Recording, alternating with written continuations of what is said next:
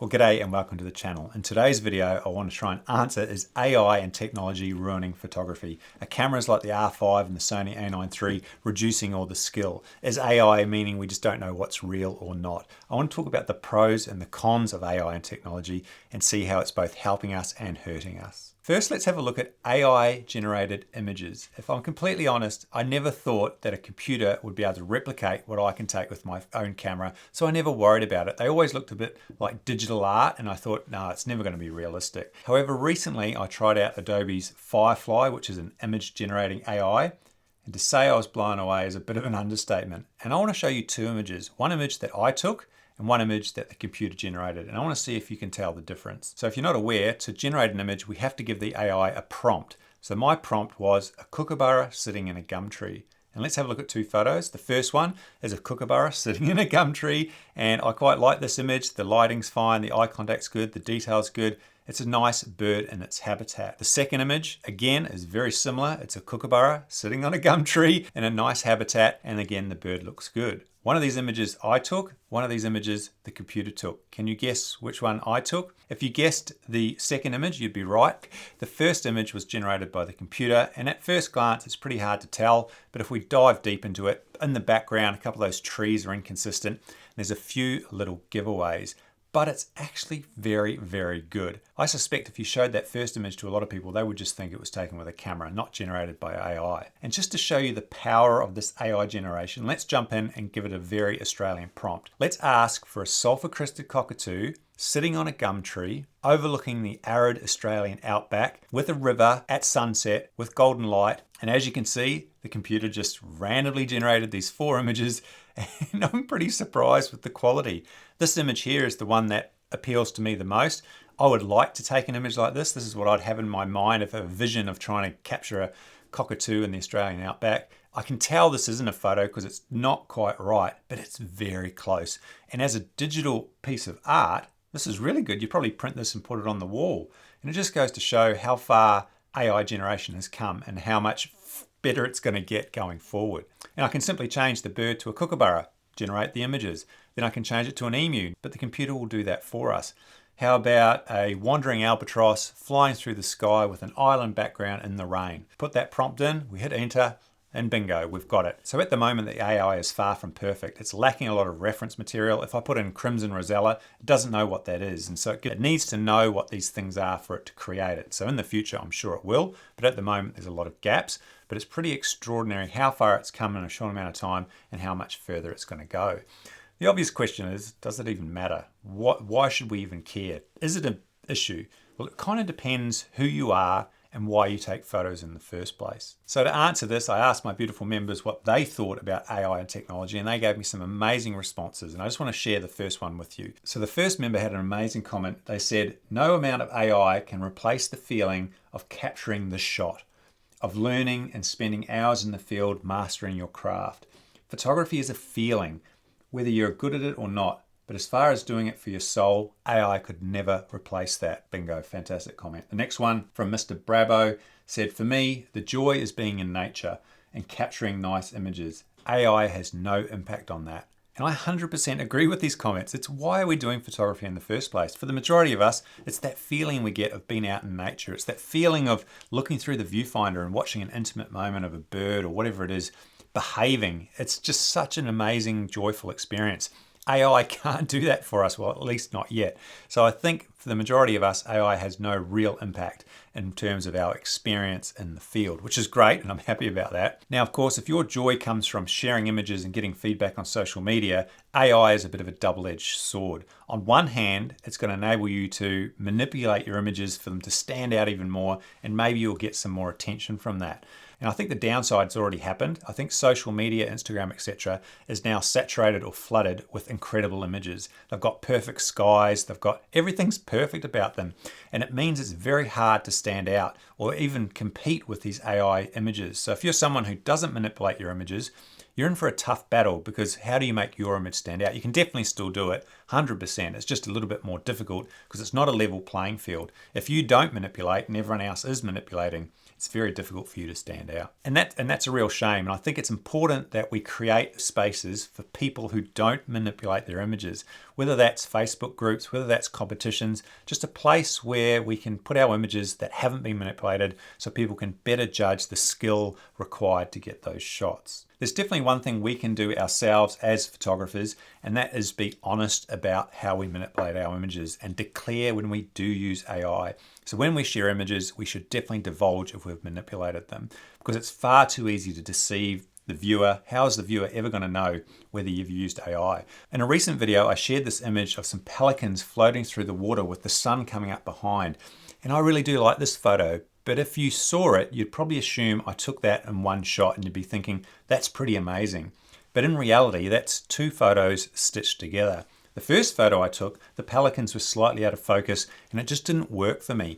So I focused on the pelicans and got a shot of them. But by the time I photographed them, they'd moved on and the sun wasn't aligned with them. But I just simply stitched the two together to create an image that I was happy with and that I was pleased with. And it would have been very easy for me to deceive people by just showing the final image without sharing the raw files. But I do share the raw files and I try to be as honest and open as I can. And I hope that encourages you to be open and honest and declare in the description, or just let people know if you have merged or stitched or you've manipulated the image in any way. Unfortunately, there's part of human nature where people will cheat and people will do the wrong thing. And that's unfortunate. And if you've followed the news online, there was a competition down here in Australia where somebody submitted an image, a drone shot, and it won a competition. And it later turned out that it was just an AI generated image. Nobody had taken that photo and they declared it just to show how far AI is coming. And another photography at a very prestigious World Photography Awards submitted an AI generated image. They won. And then they came out and declined the award, saying this should never happen. AI should never be competing with photography because they're two completely different things. And I 100% agree with that. And I think now a lot of these competitions are implementing a raw file policy where you have to submit a raw file, which is helping eliminate or reduce the amount of cheating going on. So I want to make it crystal clear that I'm not against image manipulation or digital art. I do it myself. I edit all my images, and I think people should be able to enjoy and express themselves through this medium. The problem is, where do we draw the line? When does it go from photo to digital art? And I think that's what we need to agree upon, and it's going to be difficult for people to agree. I think anytime you manipulate the image so that it's not representative of the raw file is when it turns to digital art. So what I mean by that is we remove backgrounds, we replace the sky. Anytime we're altering the original file, I think that's when it goes into digital art, and that's when we should declare it. I don't have all the answers, and maybe it's open for discussion, and maybe we could have a chat about it. What are your thoughts? When does an image become art and when does it stay a photo? It's a tricky subject and it's one that needs a bit of nuance, I think. All right, that leads me on to the second part of this video, and that's the technology and AI inside our cameras and how that's impacting our ability to capture images. This R5 Canon is completely different to this DSLR 1DX. Incredible cameras, both of them, but the technology has come so far in 10 years or even less, and I can only imagine what's going to be coming around the corner with the R1, the R5 II, etc. It's just going to get better and better, and the question is that reducing our skill or ruining photography? Well, if you're to believe a lot of the comments I get when I review cameras, you'd believe this was the beginning of the end, these modern cameras, and I'll just read a few of those comments to you. So one comment reads, "Pre-capture is not the skill of the photographer, but the technology of an engineer. You can keep it and I'll continue to work on my own skills." Second one is, "The tech nowadays is genius, but for me it's terrible. What is even the point to go out there and hunt when the camera will shoot pretty much by itself at this point?" And another comment which actually made me laugh, it said, "It'd be nice if the R5 II would do my dishes and vacuum the carpet." Sounds pretty good.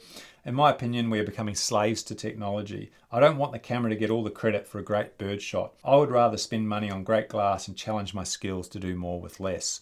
Very interesting point. And there's just numerous. I get these comments all the time. And my takeaway from this is I think there's a fear among people that these modern cameras will enable people to capture images or good images that took them years to do on their older DSLRs. And maybe they feel like that's unfair, and maybe they think people shouldn't be able to buy that ability. And I can concede and see where they're coming from. If you've got the funds and you can afford a Sony A9 III with 120 frames per second, global shutter, pre-capture, that camera is going to be able to capture images that we could only dream on with our DSLRs. So you do have a big advantage if you can afford these really amazing cameras. But there's one extremely critical, important point. It still requires a person or somebody behind the camera being in the right place at the right time and using their creative abilities and their imagination to capture these shots. I can't tell you how many bad shots I've seen on the very best gear and how I've seen some of my favorite images on old gear.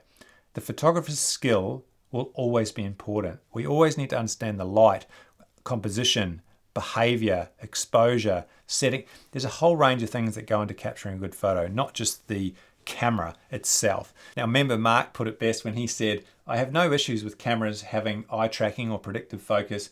These advancements are no different from auto exposure and autofocus." Does it take the skill out of photography? Heck no, I can still take bad photos with all this assistance. And he's completely right, you know, auto exposure and autofocus, film photographers were saying that ruin photography. So it's just, where do we draw the line? Which technology do we embrace and which ones do we say is no go? So it's a difficult one, isn't it?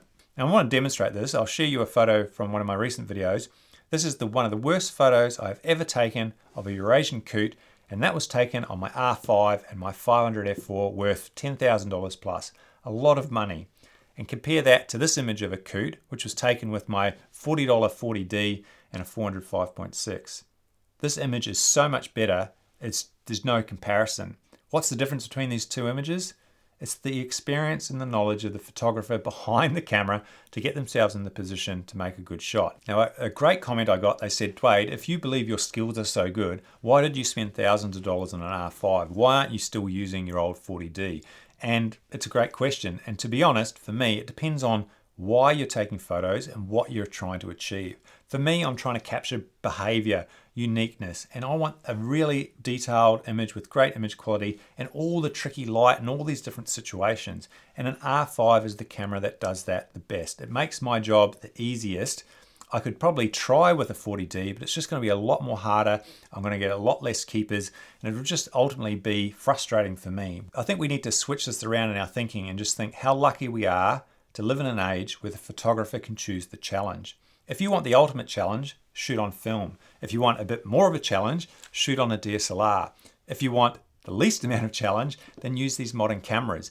And it's entirely up to each and every one of us which ones we decide on and which ones we use. Now, I have to admit, I do have a privilege. I'm very lucky that I can afford this camera, so it's easy for me to sit here and say that. And I do respect that some people just can't afford these. But I think if we start comparing ourselves to other people, we start looking at the cameras they're using, looking at the photos they're creating, it's a surefire way to a bit of envy and a bit of disappointment. And that is not healthy for us whatsoever. We should just be trying to get the very best we can with the gear that we have, enjoy the process, get out there and just enjoy yourself. Alrighty, so that brings this video to an end. In conclusion, I do not think AI and technology is ruining photography. In fact, I think it's expanding it. I think it's creating new ways for people to enjoy and express themselves, whether that's AI created images, manipulated images, or images shot on film.